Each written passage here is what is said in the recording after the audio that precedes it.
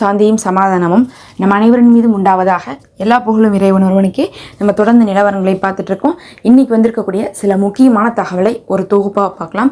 அதுலேயும் இன்னைக்கு சிரியா மீண்டும் அறிவிச்சிருக்காங்க, இஸ்ரேலை நாங்கள் என்ன பண்ண போகிறோம், தனி நாடாக அங்கீகரிக்க போகிறோம் இன்னும் ஒரு சில வாரங்களில் அப்படின்னு இருக்காங்க. காசாவில் இன்னும் நிலைமை சீரான பாடு கிடையாது. அந்த மக்கள் அவ்வளோ கஷ்டப்பட்டுட்டு இருக்காங்க. ஆனால் பக்கத்து நாடாக இருக்கக்கூடிய சிரியா, அந்த மக்களே அங்கே இருக்கிறவங்களே கஷ்டப்பட்டுட்டு இருக்காங்க.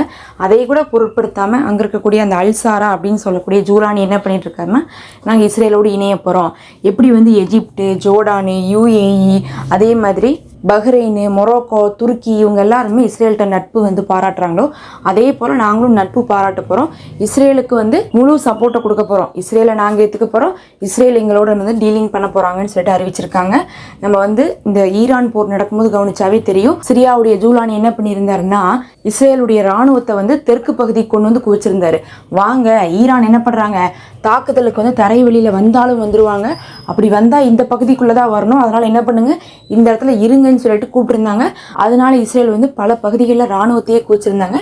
அந்த அளவுக்குலாம் பார்த்தீங்கன்னா ஈரான் விஷயத்தில் கூட இஸ்ரேலுக்கு சப்போர்ட் பண்ணாதான் இந்த அல் ஜூலானி.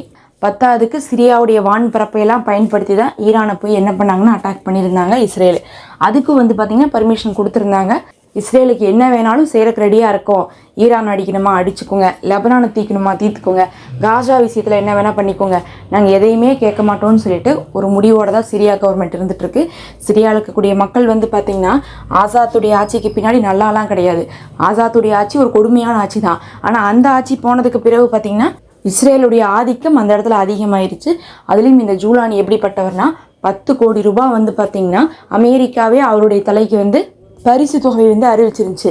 இவன் ஒரு நம்பர் 1 தீவிரவாதி, இவனை பிடிச்சு கொடுங்க, நாங்கள் இத்தனை காசு கொடுக்குறோன்னு சொல்லியிருந்தாங்க. ஆனால் இப்போ பார்க்கும்போது அமெரிக்கா ஜூலானி பாராட்டுறாங்க.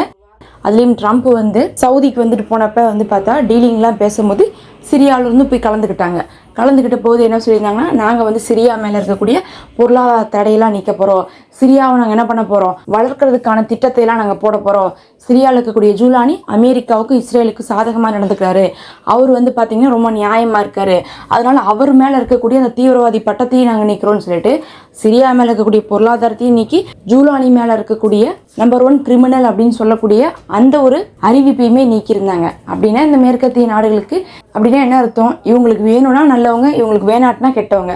ஒரு காலத்தில் பிடிவாரண்ட்டு கொடுத்தவங்களே இப்போ என்ன பண்ணிட்டு இருக்காங்க, கூப்பிட்டு அவார்டு கொடுக்காத குறைக்கு ட்ரம்ப் ஜூலானியை போற்றி கொண்டு தான் இருக்காரு. அதுலேயும் மத்திய கிழக்கு முழுவதும் பார்த்திங்கன்னா இந்த மாதிரி தான் அமெரிக்கா தொடர்ச்சியாக பண்ணிட்டு இருக்காங்க. இப்போ பார்க்கும்போது சிரியா என்ன ஆகுது, இஸ்ரேலோடு இணைய போகுதுன்னு தான் சொல்லணும். அவங்கள அக்செப்ட் பண்ணுறதுங்கிறது எந்த அளவுக்கு மோசமான நிலைமைன்னு பார்த்தா, பக்கத்தால் இருக்கக்கூடிய இஸ்ரேல் ஏற்கனவே பல பகுதிகளை சிரியாவில் கையகப்படுத்தி வச்சுருக்காங்க. பத்தாவதுக்கு சிரியாவுடைய இராணுவ தளவாடங்கள் எல்லாத்தையுமே அழிச்சு வச்சுருக்காங்க.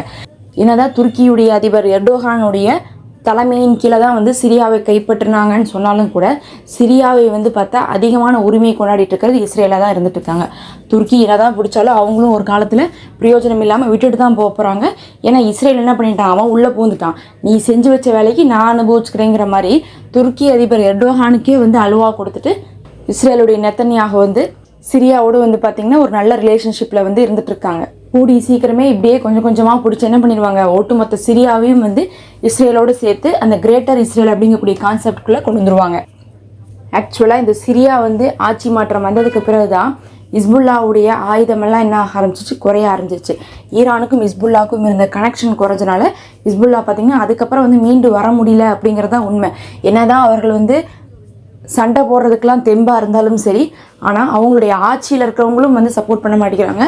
ஆயுதங்களும் பார்த்திங்கன்னா தொடர்ந்து அழிக்கப்பட்டுகிட்டே இருக்கிறனால ஆயுதம் இல்லாமல் போரில் இறங்கவே முடியாது. இங்கே யாருமே நேருக்கு நேரெல்லாம் சண்டை போட்டுக்க மாட்டாங்க. ஆயுதத்தை வச்சு தான் என்ன பண்ணுவாங்க, தாக்குவாங்க. எவ்வளோ பெரிய வீரனாக இருந்தாலும் சரி, குண்டு விழுந்தால் சாக வேண்டியதான். அதனால இஸ்ரேல்கிட்ட சண்டை போடணும்னா அதே மாதிரியான குண்டுகள்லாம் இருந்தால் மட்டும்தான் சண்டை போட முடியும். அதனாலே லெபனானுடைய போராளிக்குழு பார்த்திங்கன்னா இருக்கிற இடம் தெரியாத அளவுக்கு என்ன ஆகிட்டாங்க, அமைதியாகிட்டாங்கன்னு தான் சொல்லணும்.